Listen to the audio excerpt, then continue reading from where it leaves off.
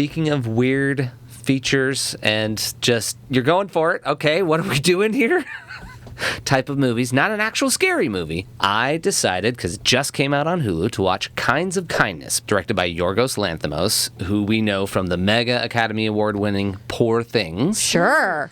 And wait, was this the movie that he was doing while he was... pocket side movie that they were like, listen, we got all this time, there's so much stuff that we're doing, let's just do this on the side while we're doing that. We'll have that in the bank while that's going through post-production, because we don't know if Poor Things is going to work. Yeah, it really freaking worked. Yeah, it worked. According to all of the awards, it worked. But at the same time, to realize, like, we're shooting this movie, let's just shoot another movie. That's crazy. So that's this movie. So I feel like it's not, let's shoot another movie. It was, let's expand this short story into an entire feature film, because it's a wackadoo. It's a whole nother planet, basically.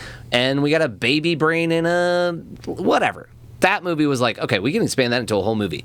This went a little Wes Anderson, and it was 3 different stories. Oh. They were all insane, and they did not make me happy, and I don't want to visit any of the places that they were at. Oh, jeez. Okay. Oh, okay, so we're doing this. How the hell are you going to string this out for, like, credits? We're 40 minutes in, bro. Oh, you're doing 3 movies. Okay, that's fine. This makes more sense. You did a couple different short things. There's a couple haircut changes and style changes, so you now are using the same cast from Poor Things in 3 different stories, and so now we got to differentiate the look and style between all those stories. And it feels like you were writing a weird story, and then you had 3 other weird stories that you also wanted to do, and this is 2.5 hours long, so I don't know. You made like 6 hours of weird stuff. I had not heard that it was basically 3 shorter I had no things. idea either. Yeah, okay. I'm like, I know I want to watch this. I know I want to bring it to the pod. Let me just fire this up. It's like, okay, so you're going to give me Emma Stone, Jesse Plemons, Willem Dafoe all over again. All right, let's get it. Let's see what we're doing. No, don't do any of that. Oh, gosh. All right, well, let me sign on for this story. It's going badly. He's making poor choices. And then he fixes it by actually making the wrong choice that he correctly fixed at the beginning. So that was the first one. So that's not a great story. He made bad choices and ended up in a bad place. But for the character, you're like, he fixed his little world. And from that first story, you're like, oh, because he had chosen a weird life and he had opted into it. And when he chose not to stay opting into it, his whole life started to unravel. Neither of them were good. Raveled, neither. But when he corrects that, weirdly, it fixes the problem. So he's back to his good universe. So it's like, oh, that was this person showing that person kindness. And when he stopped doing what he was being asked, he stopped showing them kindness.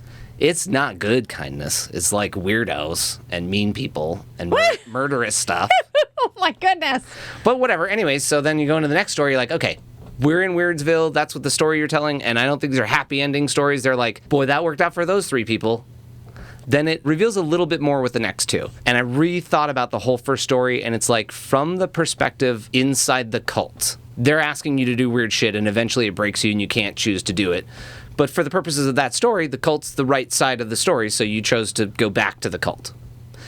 Then it was, if you weren't part of the cult and someone totally got taken over, they'd basically show up like an alien because their brain has been so I'm already confused. Changed. It's 3 different stories, but it basically was not the positive side of a cult or a mind-washing situation where there is a positive side. You've gotten into this situation. Usually the cops figure it out. You get out. That's the bad guy. They go to jail. No, the cult's the right answer in all of these stories. And you're like, no. Interesting, because also the title... Weird storytelling. I don't have a problem with that you chose this weird side of society or people to do a thing, and then in the story, the bad choice has to be corrected to get back into the good graces of, no, I don't want to do that. I don't want to be there, but you figured out how to get that character back into their world where they were happy. Okay, so knowing that he did Poor Things, and that wasn't a particularly positive story arc for any of the characters, I'm starting to like, oh, so you're not set in a weird universe. This is like actual people who are weird and make tough choices to handle, and then we're supposed to congratulate them for winning.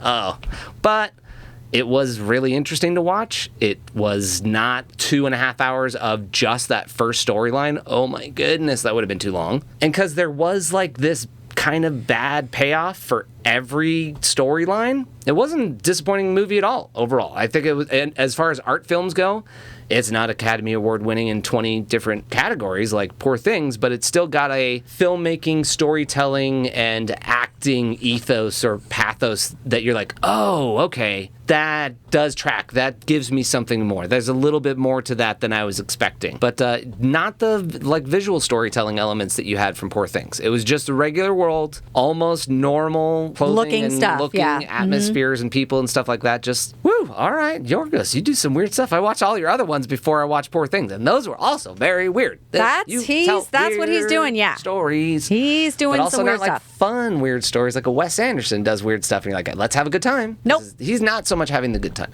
in these. But Hulu's got it. It's fresh. It's available. You should go watch it. Really? From that ringing endorsement? Because the Academy Award winning feature from last year, you usually want to ride the wave on that and see what they did. If you weren't completely thrown off by the style of filmmaking that Poor Things was, and I know some people are like, we don't need any of that story. A baby that's naked and a woman? No, out. Okay, fine. I understand. Don't watch this movie. It's not for you. Not for you. Okay, interesting.